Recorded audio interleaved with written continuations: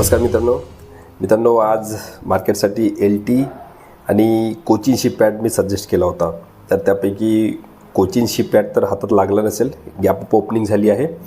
But analysis point of व्ह्यूने जर बघितलं तर आपला ॲनालिसिस एकदम बरोबर होतं. पण तो हायर प्राईजवर ओपन झाल्यामुळे तो आपल्या हातात स्टॉक आलेला नाही. दुसरा स्टॉक होता LTचा. मित्रांनो LTचा स्टॉक सगळ्यांनी बाय केला असेल. आता जवळजवळ त्याच्यामध्ये 2% मूव आलेला आहे.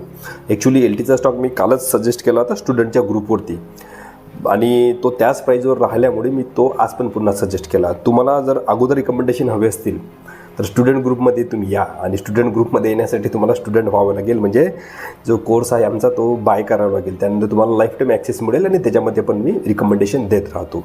कोर्सचे डिटेल्स मित्रांनो डिस्क्रिप्शनमध्ये दिलेले आहेत. आता महिंद्राच्या स्टॉकबद्दल बोलू मित्रांनो. महिंद्राच्या स्टॉकमध्ये आपण थोडेसे फसलेलो आहोत. 15 रुपयाने त्याची किंमत कमी झालेली आहे. म्हणजे आपण 35 रुपयाला त्याला बाय केला आहे. सध्या तो थोडासा निगेटिव्ह आहे, पण तुम्ही त्याला होल्ड करू शकता. निफ्टी 50ची कंपनी आहे. खूप जास्त काही त्याच्यामध्ये अडचण येणार नाही आहे. जर तुम्हाला कॅपिटल सेव्ह करायचं असेल तर ब्रेक इव्हनवरती तुम्ही त्याच्यातून बाहेर पडू शकता. म्हणजे 3500च्या प्राईजवर आल्यानंतर बाहेर पडू शकता. ज्यांना कॅपिटलची सध्या आवश्यकता नाही आहे ते त्या शेअरला होल्ड करू शकतात टार्गेटपर्यंत. ओके. सो आता स्टॉक आहे मित्रांनो उद्यासाठी.